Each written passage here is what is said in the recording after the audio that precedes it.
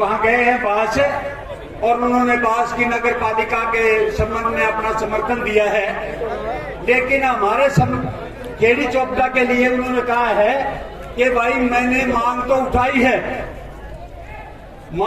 है, लेकिन मैं पावरफुल एमएलए नहीं हूं। हमें ये नहीं समझ में आ रहा कि जो एमएलए हो गया, जिसने जनता ने अपना समर्थन दे के उस कुर्सी पे बैठा दिया, तो उसको पावरफुल क्यों नहीं है? उसमें ऐसी क्या बात थी? क्या वो एमएलए नहीं है? क्या उसने एमएलए की शपथ नहीं ले रखी? क्या वो पेंशन नहीं लेगा? क्या उसकी बात नहीं पावरफुल है? ये बात हमारे हजम नहीं हो रही। लेकिन उसने एक बात और इसके साथ और प्रकट कर दिया, एक और जोड़ दिया कि वहां खेड़ी चोपड़ा को की बात तो हम कहीं और भी करते, लेकिन वहां कुछ लोग जो हैं अपनी राजनीति चमकाने के लिए बात करते हैं। क्या सुरेश को इलेक्शन लड़ना है? क्या मैंने कोई किसी पार्टी का उम्मीदवार हूं? या दूसरे भाई रफीर बोलते हैं, या कोई और दूसरे सरपंच साहब बैठे हैं? कोई भी आदमी क्या यहाँ कोई राजनीति करने वाला है के? है कोई भी राजनीति करने वाला नहीं। जो भी आता है वो सरकार के भी गीत गावे है। नम्रता से ये कहते हैं कि भाई क्यों इन किसानों ने तंग कर रहे हो? 17वां दिन हो गया और ये तहसील के ताला लगने के जो दोषी है ना, वो हम नहीं है। हम दोषी नहीं है, क्योंकि हमने खुले शब्दों में कह दिया था अगर हमारी मांग नहीं मानी गई तो हम इसके ताला लगाएंगे। अगर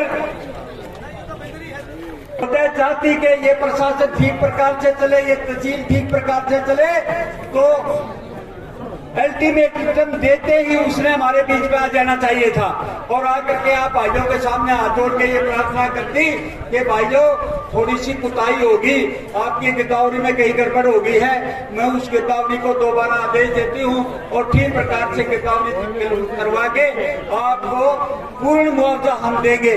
ये बात उस डीसी महोदय ने यहाँ आगे करनी चाहिए थी, लेकिन वो हमारा यहाँ आने की बजाय कहाँ बैठी है? ऑफिस में बैठी है और किसानों को कह रही है, हल्के के लोगों को कह रही है कि वहाँ कुछ मुट्ठी पर राजनीतिक लोग बैठे हैं और तहसील को का जो काम है वो ठप कर दिया है, आपने उनके खिलाफ आवाज उठानी चाहिए। तहसील कष्ट मारा, दुख मारा, हम यहाँ बैठे शांति से, ताला कौन बंद करवा रही है? डीसी महोदय।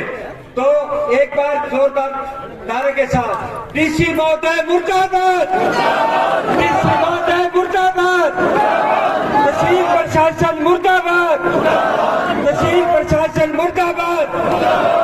और सरकार कोई कार्रवाई नहीं कर रही तो हरियाणा सरकार मुर्दाबाद, हरियाणा सरकार।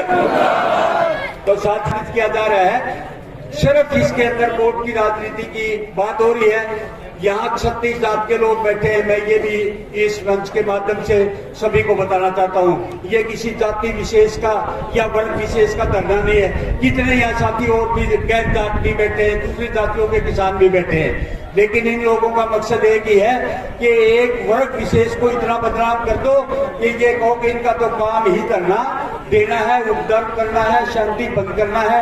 ये इस सरकार की सोच है जो निंदनीय है। जोरदार बोले शेर शेर।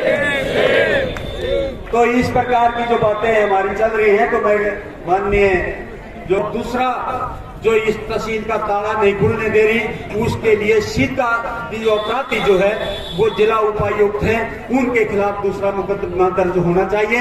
और नंबर 3, सरकार को तुरंत प्रभाव से बहुत जल्दी इन लोगों के बीच में आकर के हम उसको तुमने रोक रहे, वो यहाँ आए और अपनी बात कह दे भाई मैंने वहां उठाई थी और फिर उठावांगे, मैं धरने में बैठ गया। अगर वो कम पावरफुल है ना, तो ये पब्लिक उसको पावरफुल बना देगी।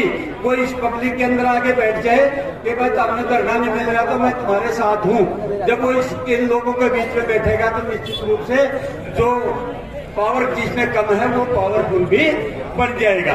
तो इसलिए फिर मेरी पुण्य सरकार से, उपायुक्त महोदय से और सभी से प्रार्थना है, तो ये कमेटी बिल्कुल जिम्मेदार नहीं होगी, इसका जिम्मेदार प्रशासन और शासन होगा, सरकार इसकी जिम्मेदार होगी कि नहीं होगी?